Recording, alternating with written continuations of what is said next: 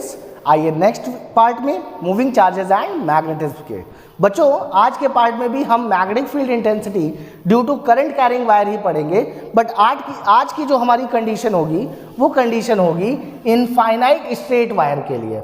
It means कि अब की बार जो हमारा वायर होगा वो इनफाइनाइट स्ट्रेट होगा, मतलब टॉप से भी इनफाइनाइट पे, बॉटम से भी इनफाइनाइट पे। इट मीन्स कि हमारा वायर इनफाइनाइट है। कैसे बनाएंगे बच्चों, चलिए देख लेते हैं। सबसे पहले हम एक वायर ऐसे कंसिडर करते हैं। अब इस वायर को जो मैंने कंसिडर किया है ये ऊपर भी प्लस इनफाइनाइट तक गया है, नीचे भी बेटा माइनस इनफाइनाइट तक कंसिडर हुआ है। क्लियर। सिमिलरली पहले वाले कॉन्सेप्ट की तरह हम यहाँ पर इस वायर से परपेंडिकुलर डिस्टेंस ए पर जाकर के मैग्नेटिक फील्ड निकालना चाहते हैं। तो बेटा अगर इस पॉइंट पे हमें निकालना है तो कॉन्सेप्ट तो वही बनेगा कि भाई आप यहाँ से थीटा एंगल नीचे आओगे, इस थीटा एंगल नीचे आने पर यहाँ पे एक डीएल एलिमेंट कट करोगे या आइडियल एलिमेंट कट करोगे जिसकी direction along the direction of the current होगा, और ये हमारा आर होगा, ये एंगल हमारा 90 माइनस थीटा होगा। इसके द्वारा हमने इसको सॉल्व किया था। और पहले वाला जो हमारा रिजल्ट आया था फाइनाइट के लिए, फाइनाइट के लिए बच्चों थोड़ा रिवाइज कर लो। हमारा रिजल्ट था B net is equal to mu naught upon 4 pi I by A, और ब्रैकेट में बेटा आया था साइन फाई 1 प्लस का साइन फाई 2। क्लियर है, ये कॉन्सेप्ट आपको समझ में आ गया, sine phi 1 plus sine phi 2।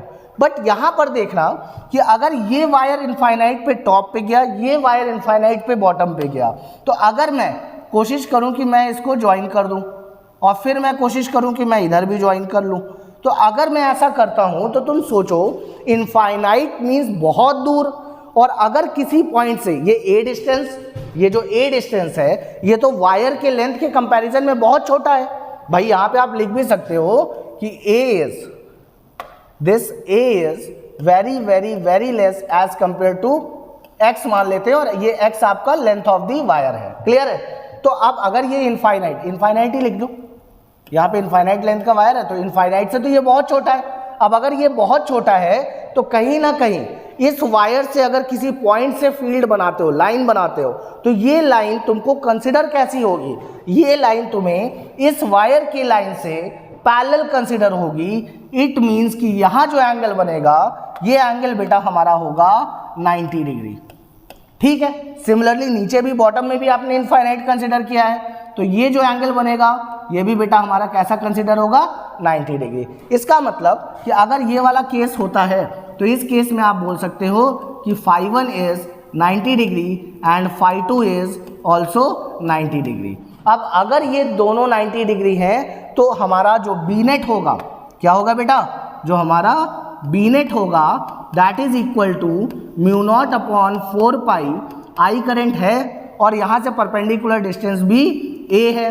But जो हमारा फाई 1 और फाई 2 है, अब की बार साइन फाई 1 की जगह हम साइन 90 लिखेंगे, प्लस साइन फाई 2 की जगह बेटा हम वापस से साइन 90 लिखेंगे।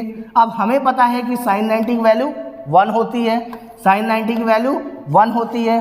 तो अगर मैं B net is equal to mu naught upon 4 pi I by A और साइन 91, ये वाला भी साइन 91, तो 1 प्लस 1 2 हो गया। इट मीन्स ये आ जाएगा 2। इसको सही से लिखना चाहो तो आप इसको ऐसे लिख सकते हो, B net is equal to 2 times of mu naught by 4 pi I by A. अब बेटा देखो यहाँ पर 2 से ना, बहुत इंपॉर्टेंट बात है, थोड़ा ध्यान से सुन लो, 2 से 4 को कट मत कर देना। सर क्यों नहीं कर देंगे, अगर तुम थोड़ा सा सोचो तुम्हारी कैलकुलेशन कितनी खराब हो जाएगी। तुमने अगर कट कर दिया तो म्यू नॉट अपॉन 2 पाई आ जाएगा। अब म्यू नॉट की वैल्यू आप 4 pi into 10 to the power minus 7 लिखोगे, तो वहाँ से आपके जो टर्म्स बनेंगे वो बहुत कॉम्प्लिकेटेड होंगे। बट अगर आप नहीं कट करते हो तो हमें पता है, वी नो दैट कि म्यू नॉट अपॉन 4 पाई की वैल्यू क्या है, 10 टू द पावर माइनस 7 है। तो सिंपली अगर तुम इसको लिखना चाहोगे तो ये तुम्हारा जो बी नेट है, ये बी नेट कहीं ना कहीं 2 into 10 to the power minus 7 I by A का रेशियो है। कभी कभी एमसीक्यू में ऐसी गिवन वैल्यू दे करके भी पूछ लेता है कि infinite straight current carrying wire से क्या नेट मैग्नेटिक फील्ड होगी किसी पॉइंट ए पर, तो उसमें निकालने के लिए 2 into 10 to the power minus 7 जो कि 10⁻⁻7 कहाँ से आया है, μ0/4 की वैल्यू से। तो 2 × 10⁻⁷ I/A। अब जो करंट इसमें ड्रॉन कर रहा होगा उसको आप इस परपेंडिकुलर डिस्टेंस से डिवाइड कर दोगे और इससे मल्टीप्लाई कर दोगे तो आपकी मैग्नीट्यूड फील्ड आ जाएगी।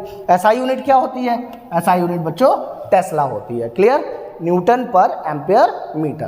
क्लियर है, आई थिंक आपको ये कॉन्सेप्ट समझ में आ गया होगा। चलिए मिलते हैं नेक्स्ट वीडियो में।